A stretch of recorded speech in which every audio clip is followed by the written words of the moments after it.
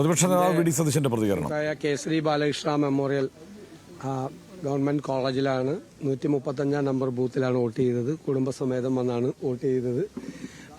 തീർച്ചയായിട്ടും കേരളത്തിൽ എല്ലായിടത്തും എല്ലാവരും ഈ പോളിംഗ് പ്രക്രിയയിൽ പങ്കെടുത്ത്, ഈ ജനാധിപത്യ പ്രക്രിയയിൽ പങ്കെടുത്ത് ആ ജനാധിപത്യത്തെ വിജയിപ്പിക്കാൻ വേണ്ടിയിട്ടുള്ള ശ്രമങ്ങളിൽ പങ്കാളികളാകണമെന്നാണ് എൻ്റെ ആദ്യത്തെ അഭ്യർത്ഥന. വോട്ട് ചെയ്യാതെ ആരും മാറിയിരിക്കരുത്. വോട്ട് ചെയ്യാതെ ഇഷ്ടമുള്ളവർക്ക് വോട്ട് ചെയ്യാതെ അവരുടെ ജനാധിപത്യപരമായ മൗലികമായ അവകാശമാണ്. ആ അവകാശം ഉപയോഗിക്കാതിരിക്കരുത്. ആ ജനാധിപത്യ പ്രക്രിയയിൽ എല്ലാവരും, കേരളത്തിലെ എല്ലാവരും പങ്കാളികളാകണം എന്നാണ് എൻ്റെ വിനയപൂർവ്വമായ അഭ്യർത്ഥന. തീർച്ചയായിട്ടും ഞങ്ങളെല്ലാം അസസ് ചെയ്തിട്ടുണ്ട്. നേരത്തെ പറഞ്ഞതുപോലെ 100-ലധികം സീറ്റുമായി UDF അധികാരത്തിലേക്ക് തിരിച്ചു വരും. ഇപ്പം നേരത്തെ കഷ്ടിച്ച് ഞങ്ങൾക്ക് ഭൂരിപക്ഷം തന്നിരുന്നവരൊക്കെ അഭിപ്രായം മാറ്റിയല്ലോ. ഭയങ്കര ബുദ്ധിമുട്ടായിരുന്നു ഞങ്ങൾക്ക് ഭൂരിപക്ഷം തരാൻ വേണ്ടിയിട്ട്. ഭയങ്കര പ്രയാസപ്പെട്ട് അപ്പം അതിൻ്റെ റേറ്റ് ഉയർന്നു വന്നല്ലോ. ദേശീയ സർവേകളിലെല്ലാം നല്ല നിലയിലേക്ക് UDF വരുന്നുണ്ട്. എല്ലാ ദേശീയ സർവേകളിലും മികച്ച രീതിയിൽ നടന്നു. ഈ തട്ടിക്കൂട്ടിയ സർവേകളുടെ കാര്യമല്ല ഞാൻ പറഞ്ഞു. തട്ടിക്കൂട്ടിയ 2-3 സർവേകൾ കേരളത്തിലുണ്ട്. അതായത് കഴിഞ്ഞിട്ട് വല്ല വിശദമായിട്ട് പറയാം. അവരുടെയൊക്കെ വിശ്വാസ്യത അവർ തന്നെ കളഞ്ഞു വിളിച്ചിരിക്കുകയാണ്. ഞാൻ പറഞ്ഞല്ലോ, 3 മാസത്തിനിടയിൽ 4 പ്രാവശ്യം കേരളം മുഴുവൻ ചുറ്റി സഞ്ചരിച്ച ഒരാളാണ് ഞാൻ. ജനവികാരം കൃത്യമായി ബോധ്യപ്പെട്ടിട്ടുള്ള ഒരാളാണ്. ഞങ്ങളുടെ കൃത്യമായ അസസ്മെന്റാണ്. ഞങ്ങൾ 100-ലധികം സീറ്റുമായി ഞങ്ങൾ അധികാരത്തിലേക്ക് വരും എന്നുള്ള കാര്യത്തിൽ യാതൊരു സംശയമില്ല. ഒരു സംശയമില്ല.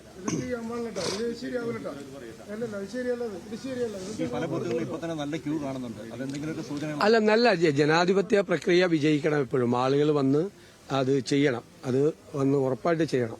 അത് നല്ലൊരു ട്രെൻഡാണത്. ആളുകൾ വന്ന് വോട്ട് ചെയ്യണം. അവർക്ക് ഇഷ്ടമുള്ളവർക്കല്ല അവർ വോട്ട് ചെയ്യണത്. അവരിതെല്ലാം കേരളത്തിലെ പ്രബുദ്ധരായ രാഷ്ട്രീയ ബോധ്യമുള്ള ആളുകളാണ്. എല്ലാം കൃത്യമായി നിരീക്ഷിക്കുന്ന ആളുകളാണ്. സർക്കാരിനെയും നിരീക്ഷിക്കും, അവർ പ്രതിപക്ഷത്തെയും കൃത്യമായി നിരീക്ഷിക്കും, രാഷ്ട്രീയ സാഹചര്യങ്ങൾ നിരീക്ഷിക്കും, ഇപ്പോഴത്തെ അന്തരീക്ഷം നോക്കും. നമുക്കറിയാലോ, നാടൻ ചായക്കടകളിൽ പോയാൽ പോലും അന്താരാഷ്ട്ര കാര്യങ്ങൾ ചർച്ച ചെയ്യാൻ നമ്മളെക്കാൾ യോഗ്യരായിട്ടുള്ള ആളുകളാണ്. അവർ പത്രങ്ങൾ വായിക്കുന്നവരാണ്, ഒന്നിലധികം പത്രങ്ങൾ വായിക്കുന്നവരാണ്, ചാനലുകൾ കാണുന്നവരാണ്, രാഷ്ട്രീയം നിരീക്ഷിക്കുന്നവരാണ്. അപ്പോൾ നല്ല രാഷ്ട്രീയ ബോധ്യത്തിന്റെ അടിസ്ഥാനത്തിൽ വോട്ട് ചെയ്യുന്നൊരു ജനതയാണ് കേരളത്തിൽ. അതാണ് ഞങ്ങളുടെ പ്രതീക്ഷ. തീർച്ചയായിട്ടും അവർ ഞങ്ങൾക്ക് അനുകൂലമായി ഈ രാഷ്ട്രീയ സാഹചര്യങ്ങളെല്ലാം വിലയിരുത്തി നല്ല പിന്തുണ ജനങ്ങളുടെ ഭാഗത്തുനിന്ന് ഉണ്ടാകും തന്നെയാണ് പ്രതീക്ഷിക്കുന്നത്. ഞാൻ തീർച്ചയായിട്ടും സെൻട്രൽ ഇലക്ഷൻ കമ്മീഷനെയും ചീഫ് ഇലക്ടറൽ ഓഫീസറെയൊക്കെ പല ബന്ധപ്പെട്ടു. ഇതുവരെ എന്റെ രാഷ്ട്രീയ ജീവിതത്തിലെ അനുഭവത്തിൽ ഇതുവരെ ഇല്ലാത്ത അനുഭവങ്ങളാണ് ഉണ്ടായത്. ഏതായാലും ഇലക്ഷൻ ഡ്യൂട്ടിക്ക് ചാർജുള്ള ആളുകൾ ചെന്നപ്പോൾ മാത്രമല്ല, ഒരു പോസ്റ്റലോട്ടില്ല. ഫെസിലിറ്റേഷൻ സെന്ററിൽ 1 മുതൽ 8 വരെ ഉണ്ട്. 3 പ്രാവശ്യം പോയിട്ട് പോലും ബാലറ്റ് കിട്ടാത്തവരുണ്ട്. ഇപ്പം എന്റെ നിയോജകമണ്ഡലത്തിലെ ആളുകൾക്ക് ചിലർക്ക് ഡ്യൂട്ടി എറണാകുളത്താണ്, ചിലർക്ക് വൈപ്പിനിലാണ്.